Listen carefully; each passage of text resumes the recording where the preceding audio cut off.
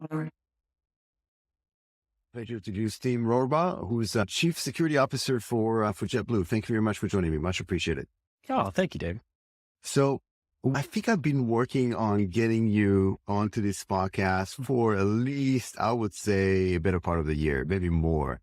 And so I really greatly appreciate it. I'm very excited to have you, not because of your particular role, but because of your journey to become one. So why don't we start with that? And you have a big role, big, lot of responsibilities with a really cool company, but you did not just start there. You had a journey that led to that. So talk to me about that. Try to keep it condensed, and it's not one of those things that many of us started early. You just can't necessarily reproduce. But started in the Navy, so specifically before information security existed. So at the time it was ComSec, and I was on the aviation side.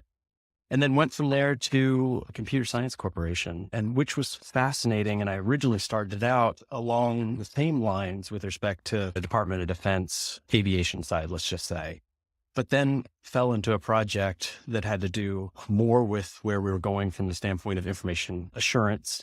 And so supported in their objectives, and then taught a little while there. But what was really cool is I got a chance to do in the field pen testing, and then for about 2 weeks, and then I would shift back and then teach at the ITS facility in a course that I had written.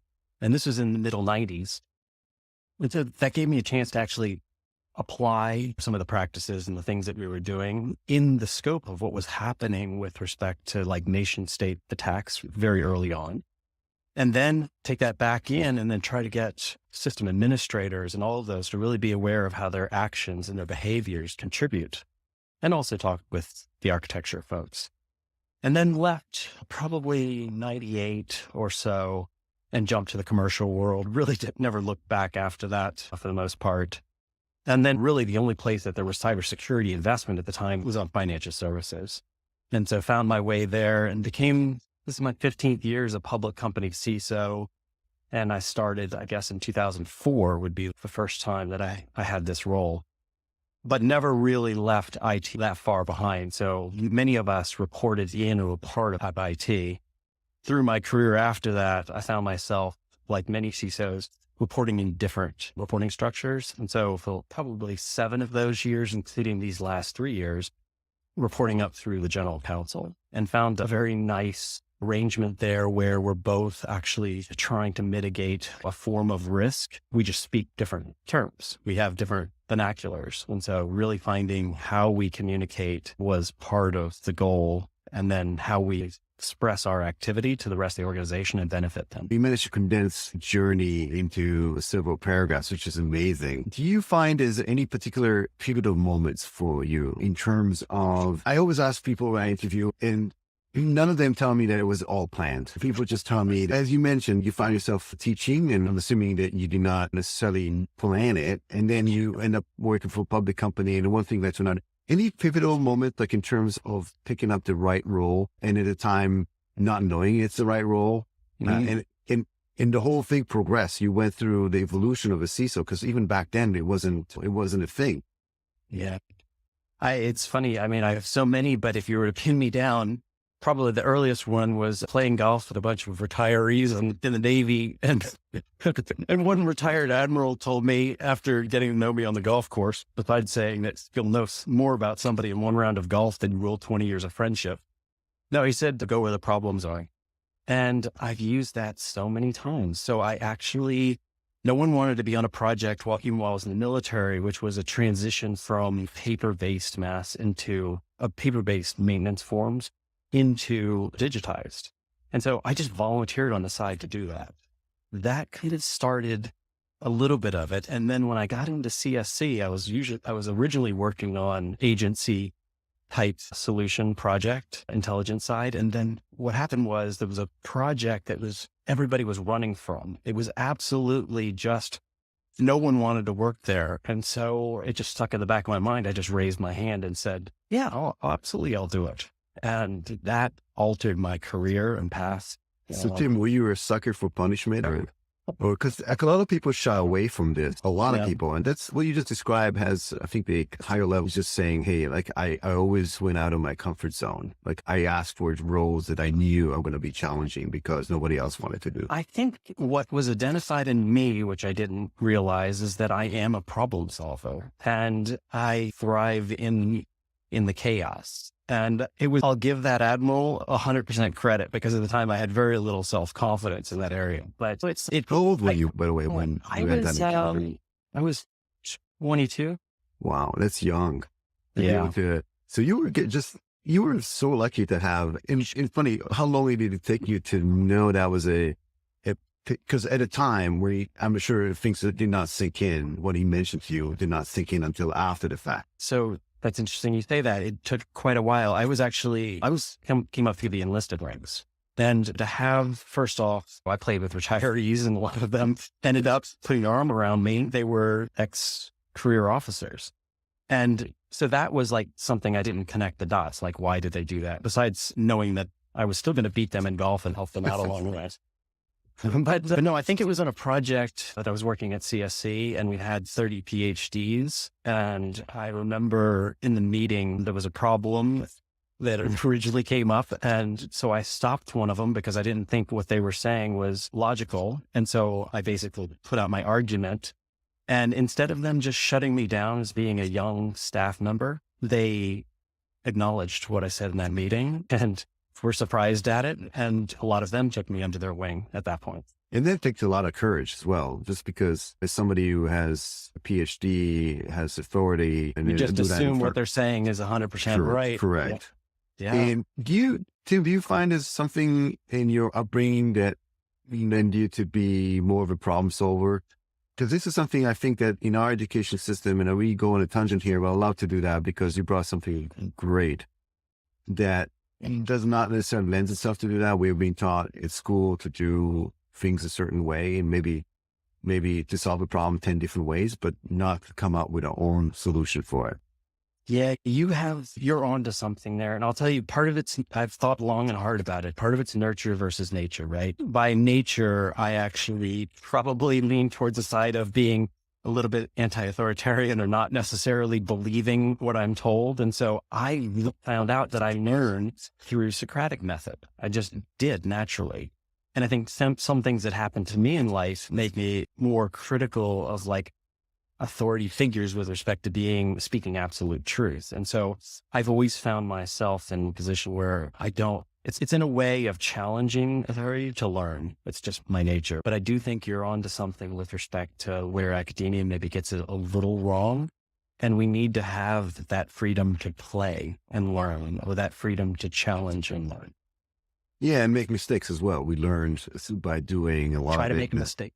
Try to make a mistake every day or acknowledge it, because if you're willing to acknowledge it, then you're willing to take risk. I'm assuming that today it very much, we can go down that path. It very much reflects in your leadership skills and how you lead your teams today by allowing them to excel and make their own mistakes. But before we jump into that, so when was the kind of first executive role, and what was that like that you had to all of a sudden go from being a hands-on practitioner to become an executive, and it has to deal with all the things that are associated with being an executive? People think that they love to get the role, but they don't understand what involves, what it takes. Yeah, there's actually two aspects to that many don't know. So that first role for me was in 1999, and it was really taking on the head of as an effective CIO, eventually getting the title about a year later, but senior IT leadership. And that came from experience as somebody handing the keys, right? And so to grow into that role, luckily I had what we all get in the military, right? You're all of a sudden, a lot of people were put under your responsibility and you're ill-equipped to do that. I had experience about ways to not do it long before that. And so I had a chance to actually take on that role. But then, like you said, when you take on that executive role, all of a sudden you have peers. And those peers, you have to figure out what their incentives are, how to make them successful in the context of a business that has its own objectives. So you have to really understand all of those perspectives to have empathy. And when you joined that role, do you remember like the first 60 days? What was it like? And maybe Were there any moments where you said, oh my God, maybe I should have stayed as a practitioner and not take ownership over the much wider responsibilities? I didn't, but obviously you, at a point where you get it, you jump in, you feel like, wow, you just get overwhelmed because things are just not like what they seem. Right. And you start to understand, and this is the second phase much later on, especially in public companies, to understand like those business objectives and those internal objectives, which include incentives, they become a primary responsibility for you to figure out, because whether you agree with them or not, everybody else's behavior is going to be driven by things you're just not aware of. And ultimately, you're going to take on a lot of personal risk as becoming an officer of a company, and you've got to understand. Yeah. And I will double click as well on the fact that in the Navy and the Army, you get thrown responsibilities that at a very rapid pace. And you mentioned very eloquently mentioned that you were not qualified, but you had to do it. And I'm assuming you're involved in kind of veterans activities and so on today. Do you recommend people to jump into that as well today? Because I'm assuming that was the foundation to your career path. And a lot of people, when they think about the military, they don't necessarily think if they kind of a stepping stone to something that's much larger. They see it as okay, I'm going to go do my role, but there's a certain skill set you learn very quickly that are very applicable in the private sector. Okay. So in the context of somebody who said just a little while ago, I'm an anti-authoritarian, but to be dropped into a military and thrive, like, how's that possible? But this is one of the things. Absolutely. There's foundational skills that you learn, but there's also huge objectives and huge dollar assets, capital that you're responsible for, including people's lives in some cases. Sometimes it takes a decade after that to even come close, or maybe you never will in your life. But yes, it's absolutely an amazing thing to be part of, where everybody actually has a shared mission. And that's actually very difficult to recreate in the commercial world. And so that's part of the things that you have to understand is there's a shared, but it's not as strong as in the military. And you got to figure out those nuances in the commercial world. Yeah. I interviewed a retired general who mentioned that I asked him how he became one. He said, I just accepted the next role and the next role. I ended up just becoming responsible for 14,000 people. Do you feel that you could have done that as well? Maybe kept staying in the Navy, maybe continue doing that, and then maybe your whole career path would have looked completely different? Oh, absolutely. It came down to the point where they, in the military, in the Navy, you have something a little different for enlisted to officer, and they offered LVO. But but so many things changed at that one point with respect to the Navy's objectives. Gosh, I'm going to date myself here a little bit. So the Berlin Wall falling and Russia going basically bankrupt, that caused a lot of changes in mission and a lot of confusion. And then there was some changes with respect to surface warship and even gender. All of a sudden, they were moving the women out there. So it was an interesting time, but luckily life just happened, and one of those forks in the road came, and it turned out to be really good. Yeah, absolutely. And speaking of changes, Russia's again in the news. I think there've always changed. And you spent, what's interesting, you took on leadership role in 1999, which you have the Y2K. So that was like you went through that, and you went through all these waves of change and technologies and incidents and you name it in the past 20 odd years, almost 24, 25 years of leadership. There were endless waves of change. Is there any out of those waves, and you had as an executive had to deal with it on an executive level, any of these that come to mind that were more memorable than others, if you can pinpoint? Real quick, I'm not going to say that I'm where I'm at and it's necessary to go through what I did. In fact, it delayed some of my learnings, but I am an analog. I just haven't hit the perfect time where I'm a very young analog man into a digital one. And so that had a huge impact on me. I think from the standpoint of the troubleshoot, and especially to deal with crisis in the moment and not freak out, I think that's probably that experience helped me a lot. And to recreate that, there are certain ways to do it, I believe. But I think I can't say that early experience is necessary for my thinking today. I think I just went down a path probably that isn't as effective in this modern world, in this world full of digital data and very specific types of business objectives. No, I think for the most part, those transitions were important for my story, But for where people are today, if they just start with people first and really understanding the value of what we do comes from the shared brain trust and motivations of your team, that's a great starting point. Yeah. And speaking of team building, this is something that you do, and you have certain methodologies and beliefs that you take while doing it. Maybe you can share a bit about that. Yeah, I haven't also, during this period of time in commercial experience, I happen to also have been asked to be the head of product, which is unusual, and customer experience, but it was a consumer security play. And from that standpoint, I got to understand modern development practices. So I came from waterfall, like many of us, but hadn't really had firsthand knowledge of Agile. And so I was wondering whether, after that experience, whether I could use Kaizen or Agile to actually manage the security department itself, security department program improvement. And so I wanted to try that, and I did over these last 3 years. And I think it's the basis for allowing team members to not feel pigeonholed. In other words, anybody on the team, regardless of what their assigned responsibility is, can actually identify improvement. So being like inducing risk, probability of something happening, or reducing time to discover of seminal anomalous behavior.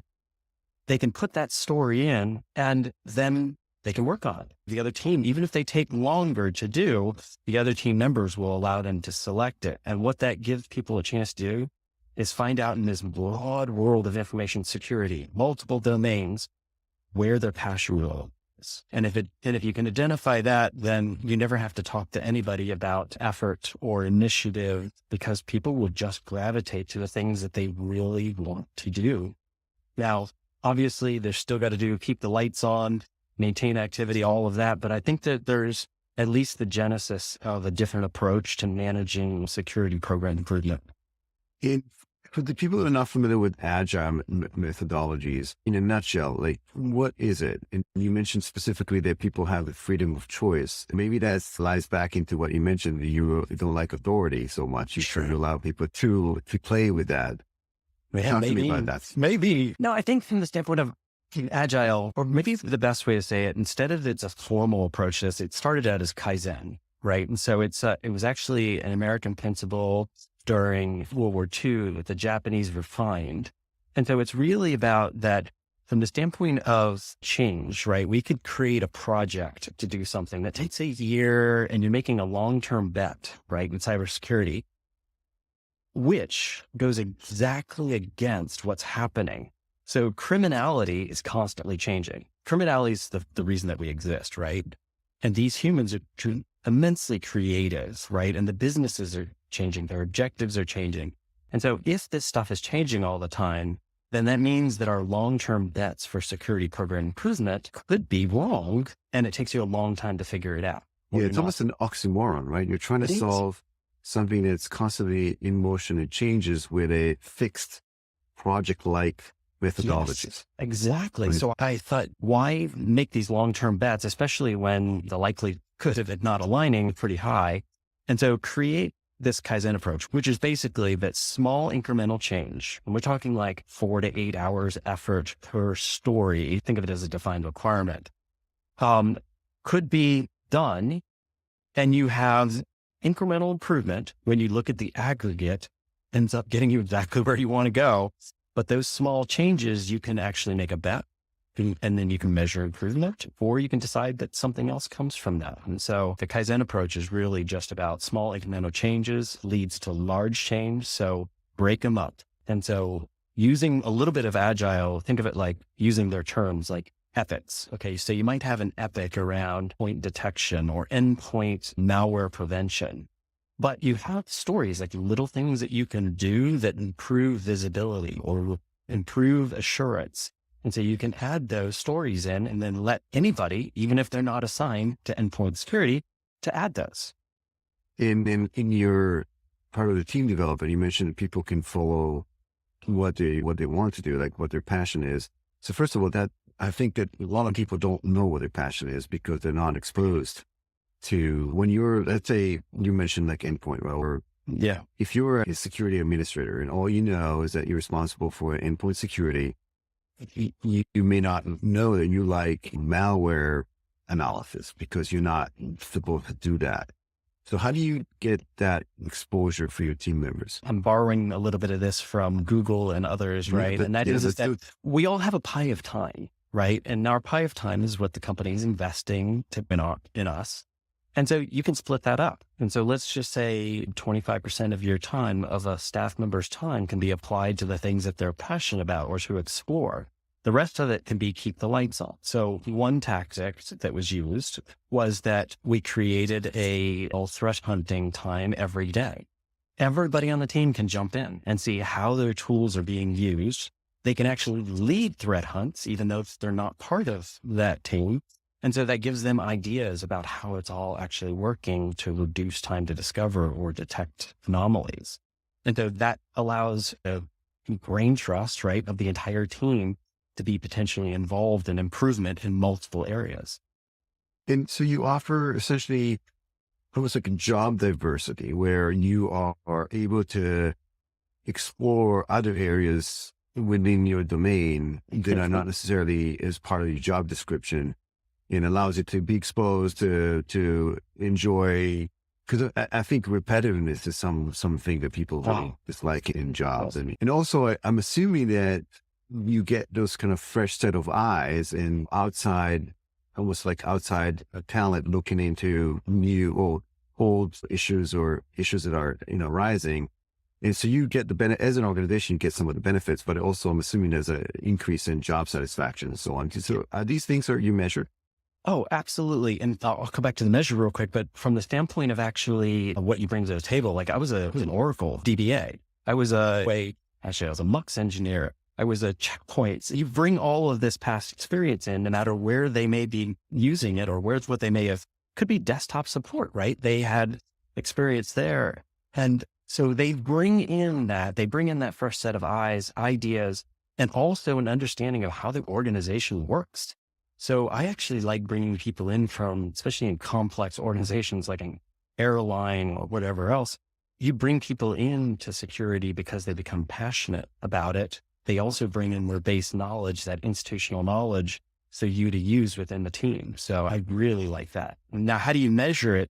That's the beauty of the agile process. So you have daily stand-ups. I like that part of agile without being strictly agile. But the daily stand-ups get people a chance to talk about what they're working on. They create, the stories have point values, and then you get to measure the entire team's work effort on a 2-week basis. And that's how.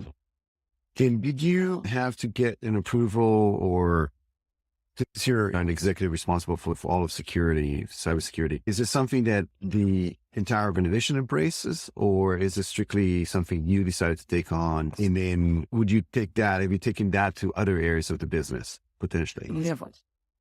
That last question was really interesting and thought of, but from the standpoint of within the team, yes, I have the freedom to do it within the team, but we just have to meet the overall objective. So if one objective that I had that I given to the board that we would try to work on very specifically was reduce time to discover. So that's half our responsibility. And so objectively to reduce time to discover and measure, there's a lot of piece parts to have to happen under that, right? Data has to be, that's going to have efficacy with respect to detection, has to be captured, stored, modified. There has to be rules. There's all kinds of activity that happens across the board. And so the culmination of a lot of those small changes meets that top objective. But you just said something very interesting. Could it be applied in other departments? Absolutely. I think somewhere in there's a set of learnings that can actually be applied in almost any department. It's interesting because cybersecurity is starting to become, it's always been almost like a support for the business and a cost center for the business. But there are companies out there, they're starting to use some of these new expertise and methodologies in creating a revenue center. So they take some of the stuff that you learn internally, and then maybe they create like a services arm or product arm for that matter, because you've excelled in protecting your own organization. Maybe even in the same vertical, there'll be other airlines, for example, that would glad pay you to basically to do what you do for JetBlue. You hit on something there. Ultimately, what's happening is that the world is getting extremely complex. The objectives are changing, the environment. So many times we make long-term bets, project mindset, and it ends up that the world changes around us. I was in a government project that was scoped out in the 80s and took 12 years to actually come to fruition with respect to a project. And the world changed so much that all of the 7,000 requirements, which should have been rewritten, but they weren't because it was part of that original project and thinking. So absolutely, it happens like that inside of marketing departments, inside of operations. Yeah. And it's funny you mentioned it, but I feel that the cycles are shrinking. Things are moving so fast. So Yeah. even in enterprise, the way you acquire technology, if it took 24 months, from decision to install and deployment, by that time, the technology is obsolete. It's due to the fact that, and so I'm assuming some of these agile methodologies have to be applied, and there's no time to do like a 24 months project because things are progressing so fast. I'll tell you, absolutely. I got to tell you, there's probably lots of pieces to this that I had also thought about as an overall hypothesis. And one thing that comes to mind as you're speaking, and that is, I was on traditional AI projects in the government, and I actually thought to take it commercial. I tried, and then I realized that even within expert systems, that that's thinking that the attacker is going to do the same thing all the time, and you're going to respond in the same way. What I learned in that is that the criminals are highly creative, and it's going to change, and so is the objectives. So what we really needed to do was to focus on enhancing our ability to perceive these. So I started thinking about it not as AI, artificial intelligence, but as AI augmented intelligence. And so I think part of explaining to team and people, that there are 200 cognitive biases that we are all subjected to, and they get in the way of the right decisions many times. And it's okay because that's just part of who we are. So it really is understanding what those cognitive biases are and then finding tools and processes that allow us to work around them. But how do you we are creating these machine learning technologies, and we are always inherently just program the biases into the AI engine. No, they actually, if you think about ML, but again, this is augmented intelligence, but ML, what it does do is actually remove the cognitive biases. It's not, because what it's doing is you can't influence necessarily the data set. You can, but for the most part, let's say you can't if properly designed. But things like, we all have a problem with recency bias, right? We all have a problem with too much data, right? Our brains just can't deal with all these events. And so if you find the right tools and solutions, what they will do is take away or at least mitigate those cognitive biases in the eyes and the brain of the analyst, of the people who are actually doing this. And we put a lot of faith in AI, and we've seen a lot of movies where AI has gone rogue, like Skynet is one of them. But where are we right now, in your opinion? You mentioned augmented AI or assisted AI. Are we taking full advantage of it, or are we shooting ourselves in the foot because we're trying to do too much with it? I'm going to combine my answer to cybersecurity. And so let me say one thing. I kind of joke about this, but we are the only ones inside of a company that are paid to make somebody else's life miserable. But it's not the employees, right? It's the criminals. And so if you think about criminal activity, right, and we're just focused on cybersecurity in reducing the probability of criminal activity being successful or reducing time to discover when it does happen, then I haven't seen artificial intelligence in a broader term be really successful. I have seen ML, right, have opportunities to be successful for sure. And so I've seen very specific places where I think it would help and does help, but it's going to be in augmenting the analyst job. In other words, it's bringing up patterns of activities. I'm not saying anomalies. That's just a byproduct. And if you focus on that, you can go the wrong way. But just see the patterns of activities from user behavior analytics to device behavior analytics. That can be super, super helpful for threat hunting and identifying misuse. So you mentioned time to resolution is important. What about, because you cannot prevent 100% from that never happening. And what about mitigating the impact associated with? That's the key, right? So I think many times I've heard our jobs as cybersecurity professionals overcomplicated. As a CISO, you have a little bit different, and I won't go into it right here yet, but we have only two responsibilities as cybersecurity professionals. You can bucket everything that we do under these two.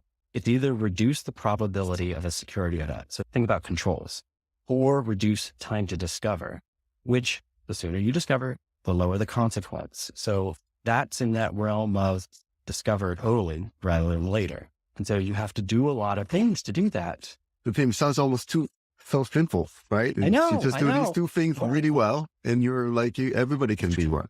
Yeah. I think here's the problem. And here's the broader problem in our industry, which is if you look at every framework that has been developed out there, right?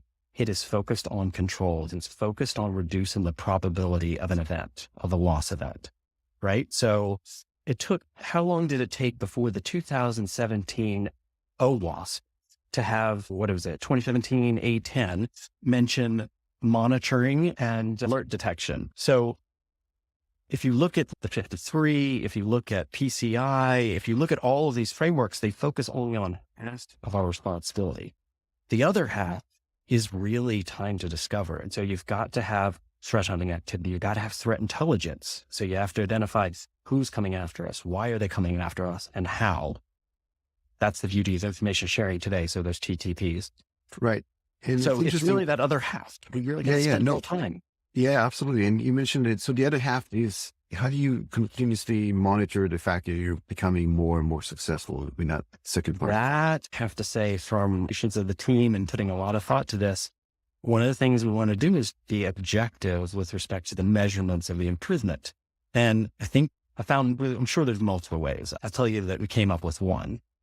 And that is that if you do unscheduled testing, and that testing mirrors the tactics and techniques that the threat actors that are coming after you use, and you strategically do that testing in different places within your environment, don't tell anybody if it gets elevated to an incident, if it gets elevated to an alert. Like, the amount of time it takes to get that incident created is an objective measure of improvement. If you never stored your DNS data past a day, then you're not going to discover something where there was a new TTP created and you need to look back on it, right? And so you have to store all of this potentially very prescriptive data, or ones that have a high efficacy, and ones that you don't know will have high efficacy in the future. And then you have to be able to process it and change your hunts and your rules and all of that based every day on what your threat intel team is telling you. So you essentially just walk around, you're the little needle and you're poking to see how far it can, go. The tool markets have changed. I'll go ahead and say one great partnership is with Attack IQ. And I ended up joining the Defender Council there. And I think for us to be able to put the hands of very types of techniques, penetration techniques, in the hands of anybody on the team is amazing, because then they can run it. But it's called emulation plans, and it mirrors MITRE ATT&CK framework and threat-informed defense. So in there are tools now that allow you to actually run tests that are very close to what the attackers are doing. And how do the attacker seems to be always saying one step ahead? And as you mentioned, that part of the problem is it's ever changing, and that signal to noise ratio, especially when we're talking about threat intelligence, that is the problem. As soon as we find what the baseline is, that baseline changes. I'd argue that that criminals have the exact same problem we have. We're creatures of habit, and they're going to do things that were successful in the past. And their rate of change is less than what you think. It's just that when people experience it for the first time, then it seems new, but more than likely it was tried before. So here's the benefit of us as defenders. And that is, if you actually share what one person says, hey, this happened to me, the rest can immediately benefit from it and react through detection and possible discovery and block it. So probably the best thing that has happened in our industry are the ISACs. And by the way, I'll make one more call out for the 2015 Information Sharing Act. So because that was created, and granted, there's no case law on it, but if you talk to any of the Justice Department folks, they'll give you an exact write-up on this, which is private companies can share and not lose privilege and not have any other loss of legal rights that your attorneys want to clamp down on. As long as you anonymize, you can share peer-to-peer or private to private and private to government, and it's completely protected.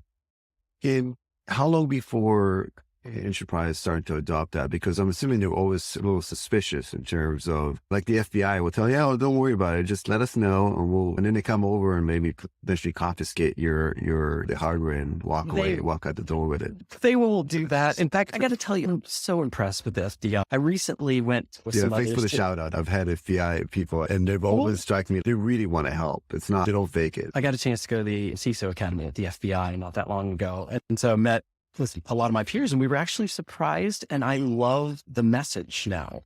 Like, it's really an acknowledgement that it doesn't have to be a case that necessarily is going to make it to courts. They're willing, like the rest of us, just to cause criminal pain. And so it's about really sharing and benefiting from that. And I think groups like National Cyber Forensics Training Association, where you're doing joint investigations across industry, law enforcement, this is the stuff that really empowers us as defenders. And so if you're one of the 17 sectors, 17 now, that are considered critical infrastructure, you've got to participate in the ISACs, not just for your benefit, for everyone's. Is that how you keep on top of the continuing education? You're very busy, obviously have a lot of responsibilities. So I was about to ask you, like, how do you keep abreast of what's the next big thing in technology? Everything's moving so quickly. So is that how you get better and show the commitment to the... I think from the standpoint of just being you, it benefits me some that I do come from a very technical background. And so I don't have to put in as much work there, though obviously I'm losing some skills. But really interacting with the teams and being down to the details. What is it that they're learning? What are the objectives that would best benefit us? So my information, instead of being like a self-learner, autodidact that I am, I use the objectives of the teams to drive my own personal education. So the threat intel team, each of the teams with respect to tools. And then I cut out a slice of my own personal time to really mentor and hear the pitches of a lot of early stage, mid stage, late stage products. And part of that is the problem that they're talking about correctly formed? And is it match up with how I see the problem or how my peers does? And then the peers today are now sharing information. We used to not share anything, literally. It was terrible. But today, because of that information sharing, it gives us the chance to do things like creating emulation plans for new changes in threat actor activities. Yeah, it's amazing. And talk to me a bit about, I want to double click the fact that you mentioned you are sometimes to sit down with industry, like pioneers. Yeah. So what do you see right now? And again, because it's a lot of times you solve a problem for 100 desktop, it's a very different problem to solve it for 20,000 or 50,000 or whatever endpoints. And so you have a certain view of things that they don't. How do you contribute there? And what do you find in this space? There's a lot of startup companies out there. There's 3,000, 4,000 vendors, and they're all trying to come out with the best next thing, Yeah. How do you help them out? I think from the standpoint of explaining, especially early on, I like the whole speed dating vendor thing. It's cool. When you keep it to you, when you make somebody give you a pitch in 8 minutes, you get to the root of what they're trying to achieve based on the skills that they have. But I think from the standpoint of where I try to help them kind of across the board is really drill down on what the problem is that they're trying to solve, and not the Gartner vertical that they're in or category. And so don't worry about the categories. Don't worry about how some analyst has defined it. Make sure that you're focused in on the problem at hand that we have today and figure out how you uniquely solution it. How do they know? Sometimes it's a problem that they think you have, and you just, maybe it's the number 11 on your list of to-dos. Yeah, there's a value to all of it, right? Where it fits in that hierarchy is different for every enterprise and every one of my peers, right? They just might not see it the same way, which is okay. But you have to match up what is the value that you as an individual contributor are doing, but also as a company. And I personally am very passionate about anti-fraud, for instance. So I listen to those pitches. I know some of the details with respect to where synthetic IDs are a problem, where they're not, or this type of fraud or not. So you have to find who are the CISOs, the people with budgets out there who not only have the same problem, but are also passionate about it. It works the other way. And so I think that connection many times comes best through like VCs, PE firms, things like that. And then does it also, the way you handle your team, like the agile methodology, does it also apply in how you acquire new technologies to deploy in your environment, and how do you select? I think overall, I can tell you that probably the fastest path to a product getting penetration in a vertical is really for them to have success with one of the peers, because I can't listen to all of the noise coming in through email. In fact, that sales activity is like normalizing criminal activity. So that's not it. It's really about finding an advocate in one of the companies that you're willing to invest time in, solves their problem, because where we actually find solutions is by having conversations peer to peer. Where do you start? Like, how do you get that first one to sign the dotted line and adopt it? Maybe you should start with a smaller airline. Yeah, like or a regional. or a POC. Here's the thing. If you're trying to solve a problem that an airline has or that a travel company, probably best if you had experience from there, or you hire somebody that does, and they're going to come along with relationships. And so your understanding of the problem and the value, if you solve it, what it's going to be, is probably only comes from people who have been in the industry. So we're getting close to our time too that allocated, and I feel like we almost have to do a part B because we're just starting to unravel a couple of topics. But before we jump into that, let me ask you this. We're getting close to the busiest travel season of the year, and there's just so much at stake. How do you feel confident that you are positioned as a company? And again, you have the big role of being responsible. And we all hear if something happened, is an outage or something like that. This shows up on the news right away. And sometimes there's all these conspiracy theories of what happened, like why the systems go down. And so you feel that how you feel like personally is a position to take on like one of the biggest travel seasons after post-COVID? First off, it's been like this. Oh my gosh, it jumped back up and so fast. I think it caught everybody off guard. Correct. I'm so new to the industry, really. I've only been in it for 3 years, and I was in military aviation before, which is totally different. It's super complex, and that's part of what I love about it. But from the standpoint of the travel season, weather, natural risks, those are evident every day. And what I found when I stepped into aviation was, wow, they are really mature from the standpoint of like disaster recovery and resiliency. And so really it's about piggybacking on these fairly mature programs. And my peers, since we all work together, they're rock stars. Wow. So I think the industry is in great hands, and I'm super proud to have been part of it. Yeah. And I love the fact that you brought up the fact that the airline industry are really remarkable in the sheer number. People don't realize how many airlines, like jets are in the air any given moment, and what is the volume associated with it. And the fact of the matter that all of it just works, that's a miracle by itself. Wow. It's as complex as it is. And the fact, if we can apply some of that knowledge and methodology that they apply into our industry and become mature at just that level of maturity in our industry, I think we can definitely benefit from that. Yep. As a society as a whole. Tim, thank you very much for spending time with me today. Much appreciated. Looking forward to maybe doing a part B, and we can dive into some other topics. But until then, if somebody wanted to reach out to you, just as feedback, hopefully not in solicitation, but just feedback to this conversation, what's the easiest way? Tell LinkedIn for sure. Okay. Absolutely. Super. And until then, thank you very much for joining me. I'll see you at the next time, and be safe online as well as offline. I'll see you at the next episode. All right. Thank you, David. Thank you very much.